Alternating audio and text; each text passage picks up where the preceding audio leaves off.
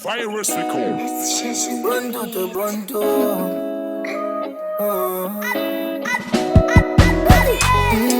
Cendrillon.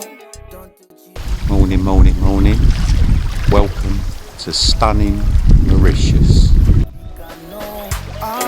Mon papi te feliz, j'ai content comme un fourmi content d'ici. Fais-moi d'en vibrer comme un 33-10 le samedi. Fais-moi gagui gigi. Gagui gigi. Fais-moi gagui gigi. Fais-moi gagui gigi. Soli mami te bonto. Te bonto, te bonto, te bonto. Soli mami te bonto. Te bonto, te bonto, te bonto. Soli mami te bonto. Te bonto, te bonto, te bonto. So we're here now at Ornamental Marine. So just had a spot of nice lunch with Monica. Time is 1 PM and we are ready now to start getting ready for the shipment. It's such a good vibe in this place. I've learned a lot about Hinduism as well while I've been here. The spiritual thing, it's definitely something I've learned is Hinduism is not a religion, it's just a way of life, very much like Buddhism. I've been welcomed into the family home. I've had lots of meals here already. I've been drunk a lot with the boss man, which is quite funny. But yeah, I've just been made to feel so welcome here. I will surely miss this place. We're in for a small shipment to Sri Lanka via Turkish Airlines. All of the labels have been put onto the boxes. They've already had their inspection by the vet and the permit's been obtained. Okay, I thought just before the shipment we'd show you some of the fish and also point out the ones that are going today. We have of course the famous zebra tang that's going off today. I think there's something like 10 or 15 of these going off to Sri Lanka this afternoon. There's a really beautiful specimen there. So some of those are going today, and also the classic fireball angel. I call it a fireball, they actually call it flameback here, which is similar to the Caribbean name for the very similar one. I'm just going to see if I can get in a little bit closer. There we go. Fantastic coloration on those. Really pretty chromy species in here.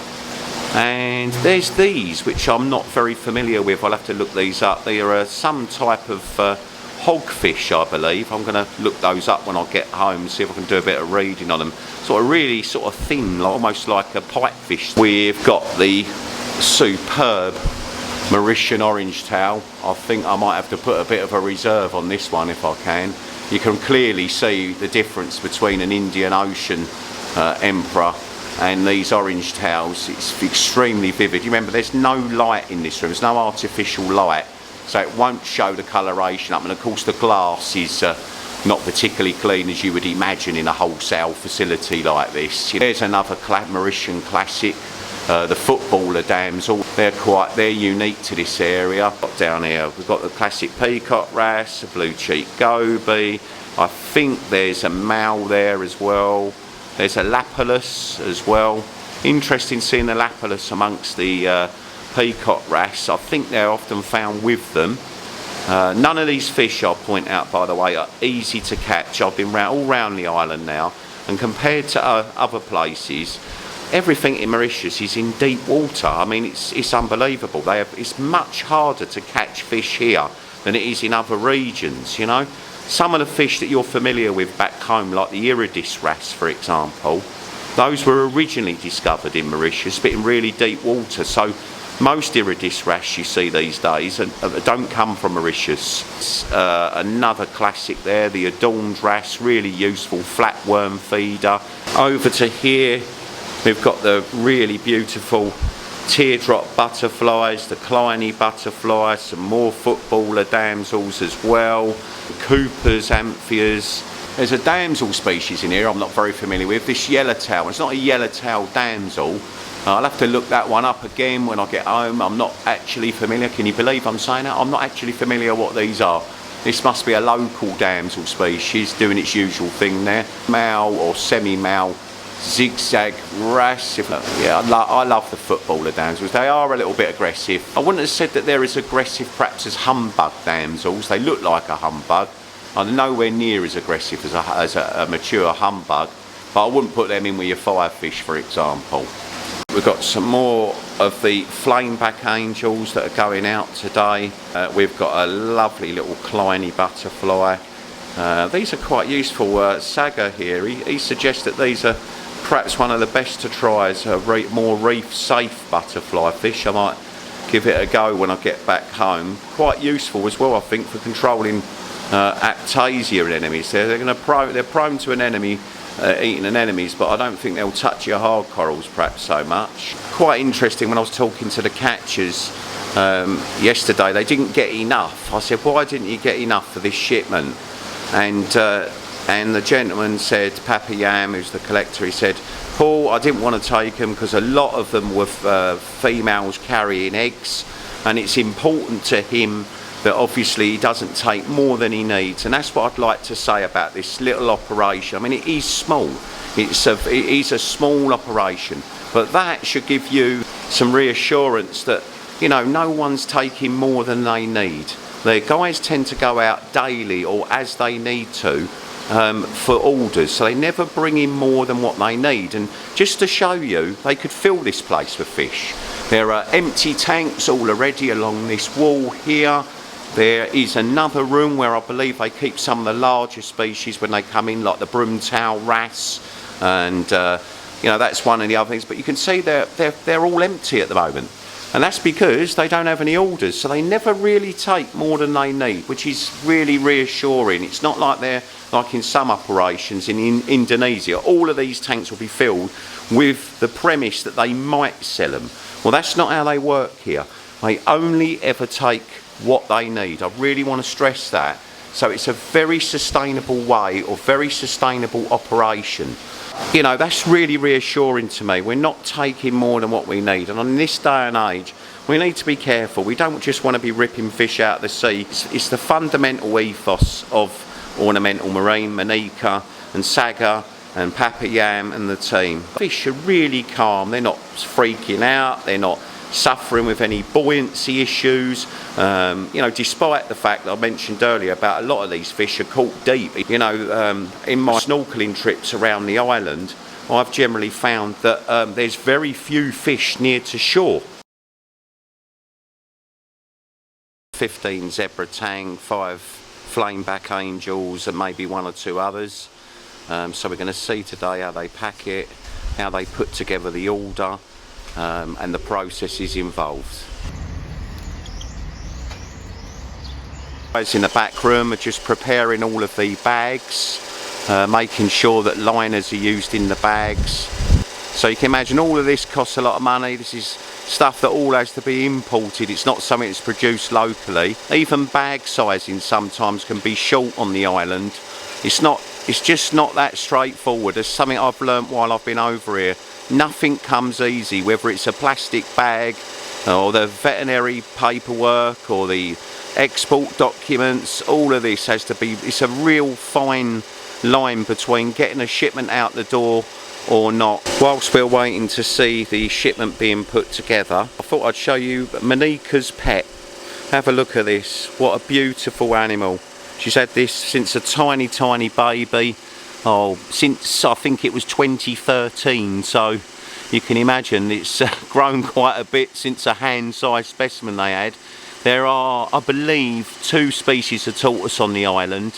One of them is from the Seychelles, and there is actually a local Mauritian tortoise as well. See, this is where the clean water's took from. Then the bags are obviously filled, ready. Is the salinity dropped, Monica, or is the salt water the same? Is the salinity, the salt, yeah, is the salt water, do you use the same seawater, or? I have to lower it a little bit. Yeah, down to what, 1021, 1022? Yes, yeah. The salinity drops, and that of course improves the oxygenation in the bags.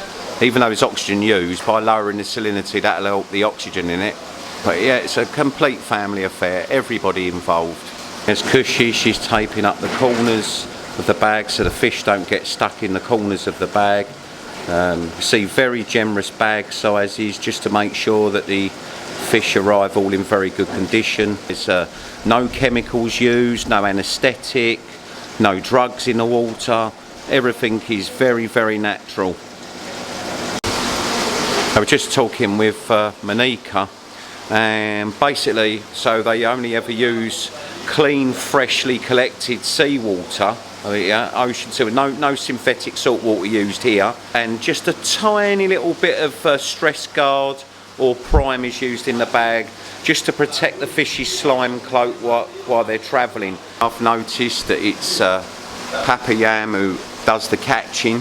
One of the things I've noticed is none of the fish are jumping about like they're stressed. As I said earlier, there is no anaesthetic used, no methylene blue, no acroflavin. It is really a very, very natural process from start to finish. From catching, in the first instance, a low-level capture with just barrier nets rather than, any nasty chemicals or anything like that. So it's really wonderful to see the whole process. Beautiful Binatotus tang, the classic tape on the box. Again, these are all zebras going today. Nice big bag. They're not trying to compromise on space and putting the animals in any danger whatsoever. I mean, these bags compared to other exporters are far larger. Many will try and do it in a much smaller bag to try and keep the customer happy abroad. But ultimately, Monica's main priority is keeping the animals happy and the customer, but the animals always come first. I was just pointing out actually that the gauge of the bag that they use is also really, really thick. The tape that they're using there, each roll of tape costs them €5. Something worth pointing out, Mauritius is not a cheap island. Everything is expensive because everything is imported, but also to stop the spines of the fish from piercing the bag, meaning that the customer abroad never receives a bag which is split. 80 micron one. Right. And the black bag that we use as a document, this is 100 micron. Yes. So it's 80 micron, 100 micron and 80 micron wow. plastic bag. Okay, so there's Monica just explaining the quality of the bags that are used. Again, so many exporters will use the cheapest thing that they can find. A little bit more oxygen going in. The air squeezed out the bag. And this gentleman's just about to deliver the oxygen ready before it's tied. So we've got someone on oxygen, someone getting the bag prepped, someone who's doing the bands, someone who's doing the taping. 6 people involved in what really is quite a small shipment. Everybody's quiet and focused.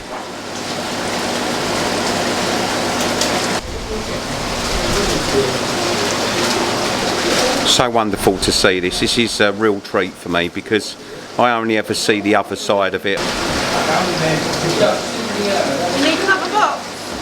You need a box? Yeah. Shall I get a box from outside? Yeah, look. Even Angela's mucking in now. She's off to get poly boxes. So there we go. There's the first 6 zebra tang packed and ready. Definitely for 3 days. Yeah, so Better be cleared within 2 days. It's much better. No DOA. Yeah. So Monica's objective is that there's never DOA. So she will always pack or insist on packing for at least 2 days, because in the real world we all know that airports, especially at the moment, are so unreliable. So although some of the legal obligation is that you should always pack under IATA rules for the airline for 48 hours, Monica really, she'll always pack for even up to as much as sort of 72 hours, 3 days. So that's why the bags that she chooses are so big. You can see the amount of space that's given to the fish. You can see where some of the money comes in, irrespective of the value of the fish or the rarity of the fish. What we're trying to do here is make sure there's absolutely no DOA, which in the fish trade stands for dead on arrival. What a terrible term. You probably don't want to hear that, but I'm sure that, it makes you feel far more comfortable knowing that when a small operation like this puts in the care like this, it really is worth perhaps paying a little bit more for a Mauritian fish. I think this is the last of the zebra tangs being caught now. Monica, is it flameback angels or fireball angels next, is it? Yeah, flameback angels, yeah. Yeah, not easy to catch. There we go, there's the other flame back angel. We go, another box of zebra tangs. We're currently up to 12 zebra tangs that have been packed in probably, what do you reckon, Ange? Less than what, 20 minutes, 30 minutes? Yeah. Current air temperature is 25 degrees C, so it's not too hot today, but of course the fish will be perfect at this temperature. I've noticed actually that the airline that delivers the oxygen is actually pushed right into the water, so that a little blast of the oxygen is actually interfacing with the seawater. How we tend to do it at work is we'll put the airline into the bag to deliver oxygen, but only sitting above it. The seawater in actual fact is super saturated with oxygen. It's something I just nearly missed, but watching this gentleman pack in here has just taught me something new. That should make a huge difference. Okay, so they're on their last couple of boxes now, just finishing off on a few smaller species, and then it will be a question of taping up the boxes, getting them ready, getting them off to the airline, and onwards journey. This sort of flameback angelfish all being packed in their own box. There you go, is that the one? So they're just finishing taping up all the boxes now. Papa Jan was just saying they need to hurry up now because otherwise they'll reach peak time traffic through Port Louis on their way to the airport. So very, very important now that we all hurry up. So we're just making sure that the boxes have got all the appropriate markings for the airline on. And of course we need to clearly identify that these are live animals in transit. See the final bits are taped. They put the time and date on the box and the address, and there's the client there where the fish are going to. From now then, Monica, how long will it take before these boxes actually sit on the plane? From now on, they're going to take 1.5 hours approximately to get to this airport. There, they're going to take 30 minutes to 1 hour depending, but normally in 30 to 45 minutes they get the checklist done, everything is checked, the weight, the dimension, and then when they get everything sealed, we get approval to uplifted on the plane, and then they get back. In the meantime, I get updated airway book, and then within 2-3 hours they get into the plane. Okay, and this is meeting, so the time is now, what's the time, Ange, at the moment?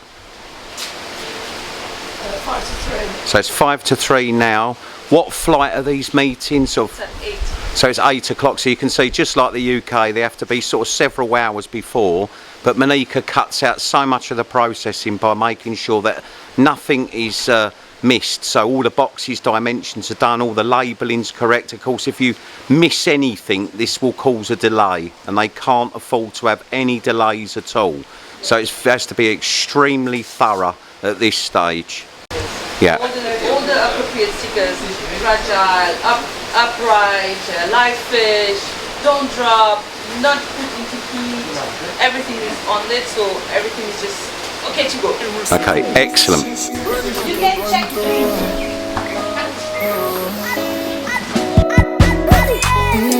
Cendrillon, tante tire brosse bonbon. Penenzoli ballon, le TikTok te m'implique à non. Ah, mon baby te félicite, content comme ma fourmi, content d'ici. Fais-moi d'en vibrer comme un 33-10 le samedi, fais-moi gagui gigi. Gagui gigi, fais-moi gagui gigi.